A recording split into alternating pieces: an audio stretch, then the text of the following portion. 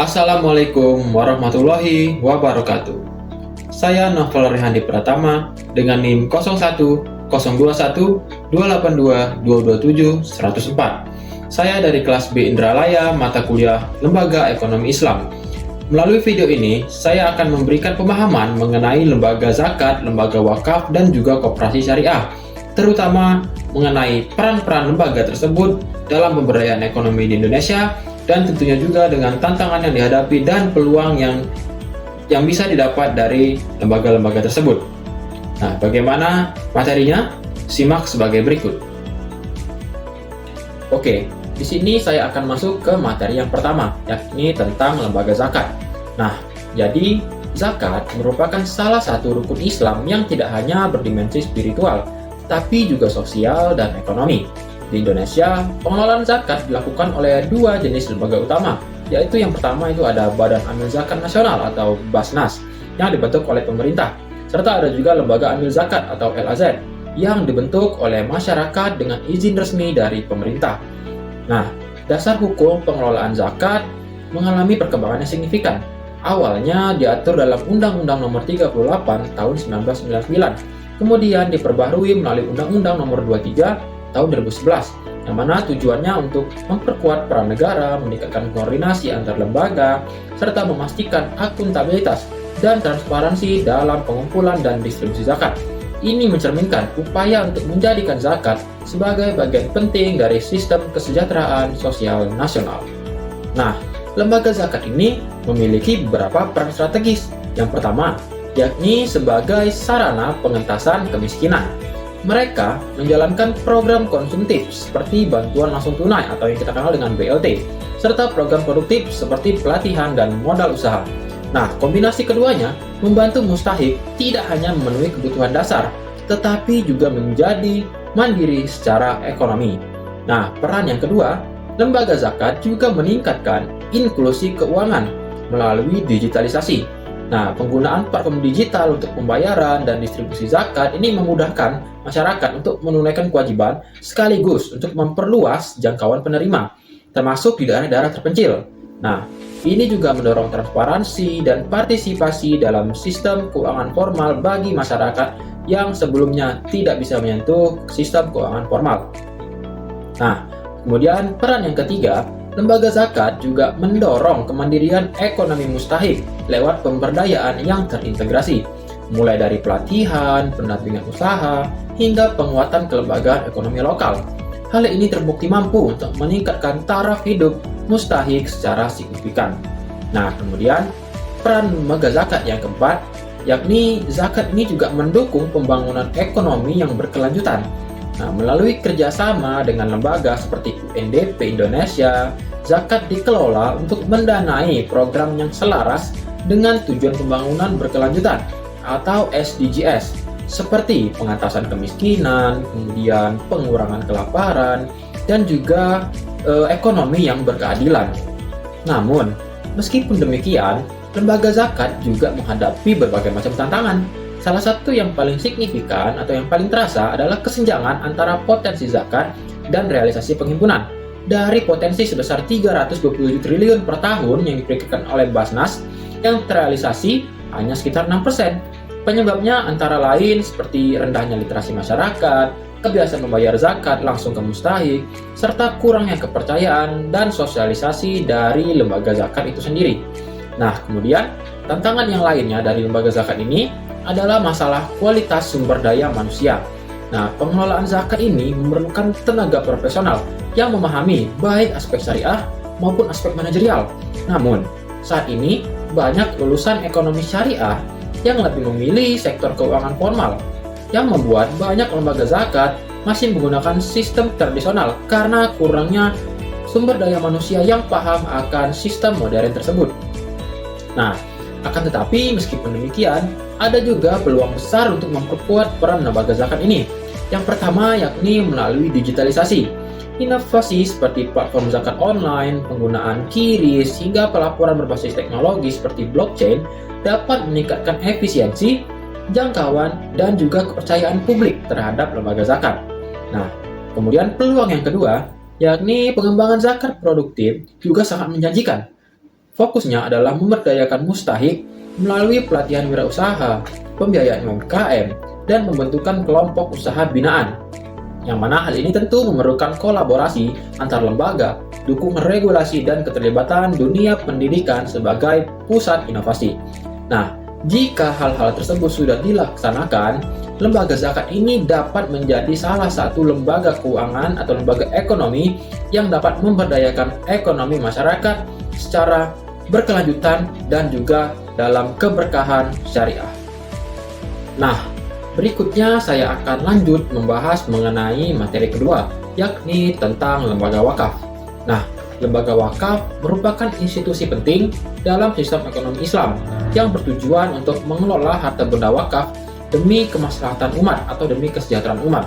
Secara terminologis, wakaf berarti menahan harta yang dapat dimanfaatkan tanpa mengurangi zatnya, dan penggunaannya diarahkan untuk kepentingan umum atau tujuan kebajikan sesuai syariat Islam. Nah, di Indonesia sendiri, pengelolaan wakaf diatur secara komprehensif melalui Undang-Undang Nomor 41 Tahun 2004 tentang wakaf, yang diperkuat oleh Peraturan Pemerintah Nomor 42 Tahun 2006 serta Peraturan Menteri Agama Nomor 3 Tahun 2007. Nah, aturan-aturan ini memberikan kerangka hukum yang jelas bagi operasional lembaga wakaf dalam mengelola aset wakaf, baik berupa tanah, bangunan, wakaf uang, ataupun aset-aset wakaf lainnya. Nah, lembaga wakaf saat ini memiliki peran strategis dalam menjawab tantangan ekonomi dan sosial. Melalui model wakaf produktif, aset wakaf jadi tidak hanya diam, tapi dikelola menjadi usaha produktif yang hasilnya nanti dimanfaatkan untuk pendidikan, kesehatan, dan pemberdayaan masyarakat miskin. Nah, contohnya adalah pendirian rumah sakit, kemudian pendirian sekolah, kemudian pendirian pusat pelatihan kerja yang berbasis wakaf, yang menciptakan dampak sosial dan ekonomi yang signifikan yang baik untuk masyarakat. Nah, secara umum, peran utama lembaga wakaf dapat diklasifikasikan menjadi 3. Yang pertama, pengembangan pendidikan melalui aset wakaf. Nah, lembaga wakaf telah berkontribusi besar dalam pembangunan institusi pendidikan seperti madrasah, kemudian pesantren, dan juga universitas. Nah, selain pembangunan fisik, wakaf juga mendukung program beasiswa, kemudian peningkatan kualitas guru, dan juga pengembangan kurikulum. Nah, menurut penelitian yang dilakukan oleh KASDI tahun 2017, wakaf produktif dalam bidang pendidikan mampu menciptakan keadilan sosial dan memperluas akses pendidikan bagi seluruh lapisan masyarakat. Nah, kemudian peran yang kedua dari lembaga wakaf adalah untuk mengembangkan aset produktif dan juga investasi. Nah, wakaf produktif memungkinkan aset wakaf dikelola secara komersial. Nah, seperti dalam bentuk pertanian, bentuk properti, atau layanan kesehatan, dan hasilnya digunakan untuk program-program sosial, yang mana ini dapat mesejahterakan masyarakat. Nah, menurut penelitian oleh AIMI tahun 2024, mencatat bahwa pengembangan UMKM berbasis wakaf turut meningkatkan kesejahteraan masyarakat dan menciptakan sumber pembiayaan non-komersial yang berkelanjutan.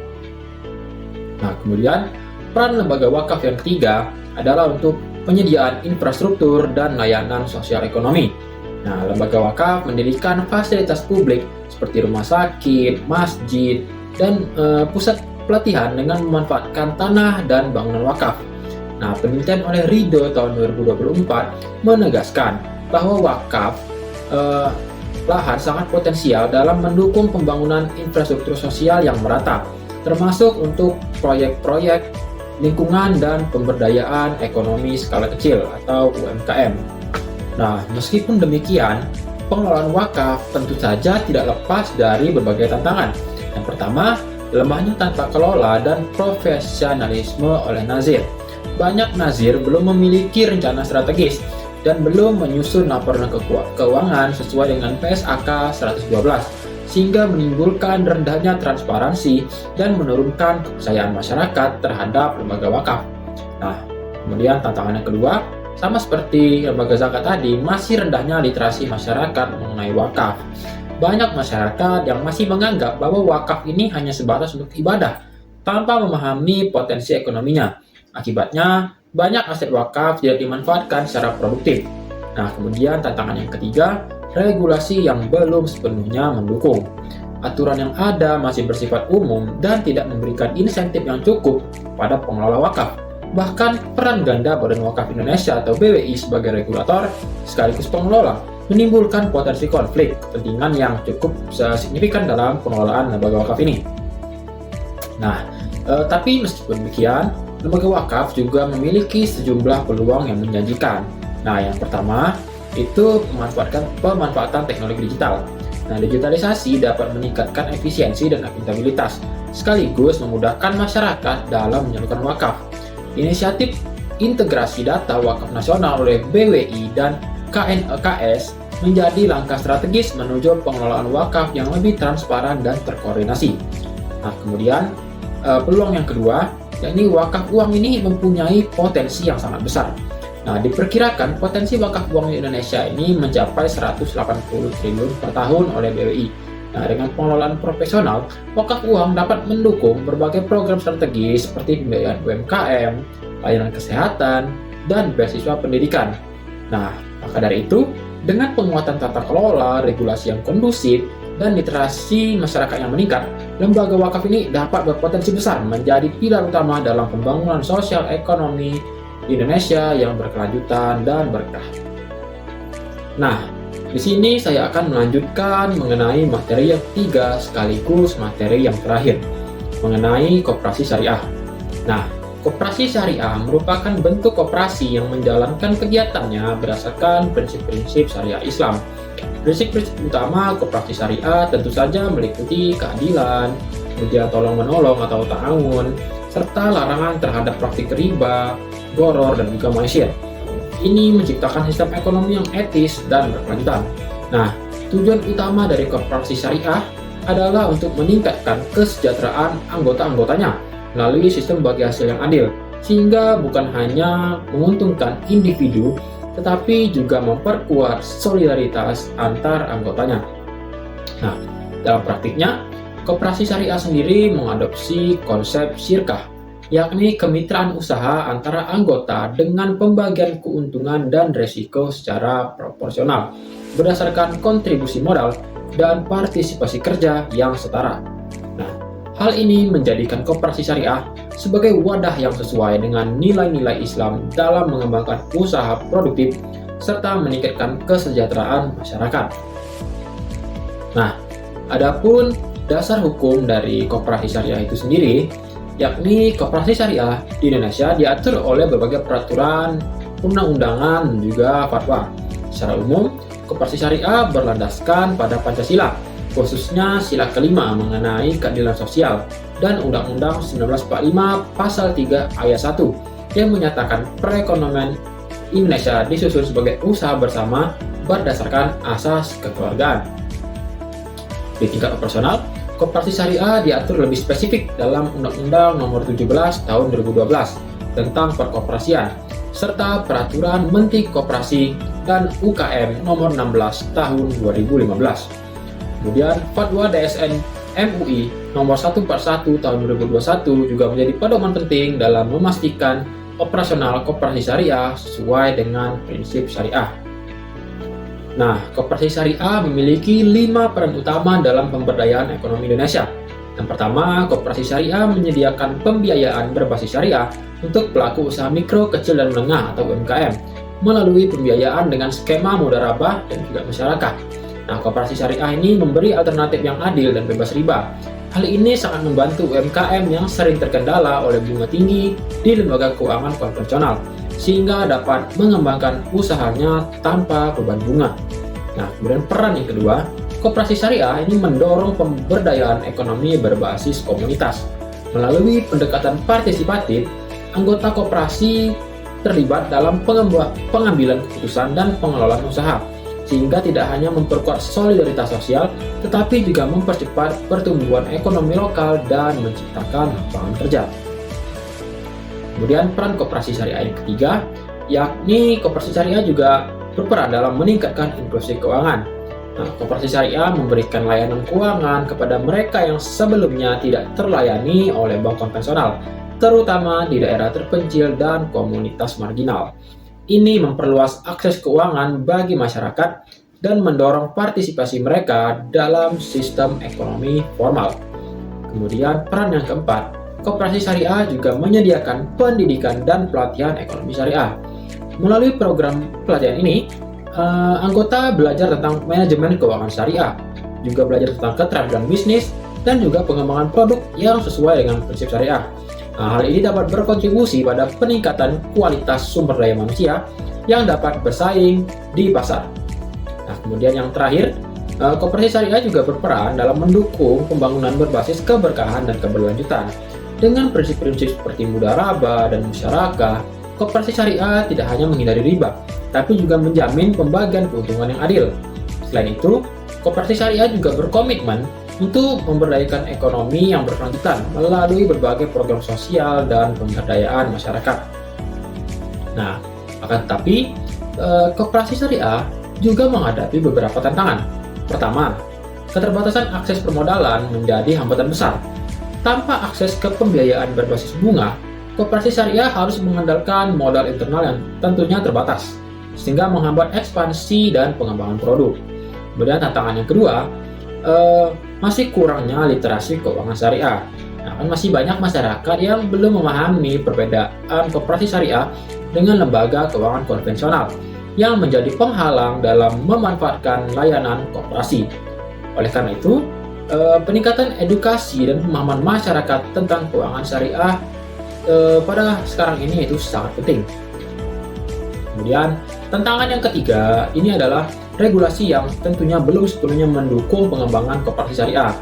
Meskipun ada beberapa peraturan, beberapa kebijakan pemerintah belum mengakomodasi kebutuhan spesifik dari koperasi syariah, terutama terkait dengan Dewan Pengawas Syariah dan pengawasan sesuai dengan prinsip syariah.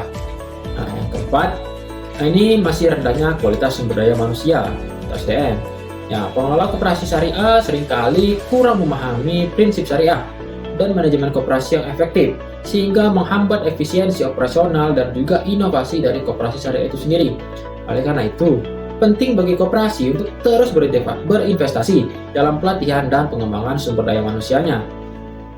Nah, meskipun menghadapi beberapa tantangan seperti tadi, koperasi syariah juga memiliki peluang yang besar. Pertama, dengan meningkatnya kesadaran masyarakat terhadap pentingnya keuangan syariah, koperasi syariah ini dapat memperluas jangkauan layanannya. Yang kedua, dengan semakin berkembangnya teknologi digital, koperasi syariah dapat meningkatkan efisiensi operasional dan memperluas akses kepada masyarakat. Lalu kemudian, peluang yang ketiga, koperasi syariah dapat mengintegrasikan instrumen ekonomi sosial Islam seperti zakat, infak, sedekah, dan juga wakaf dalam operasionalnya untuk mendukung pembangunan ekonomi yang semakin berkah dan berkelanjutan. Terakhir, koperasi syariah ini dapat menjadi instrumen yang strategis dalam mengurangi ketimpangan ekonomi dengan menyediakan layanan keuangan bagi masyarakat menengah ke bawah yang memiliki potensi untuk meningkatkan kesejahteraan masyarakat secara keseluruhan.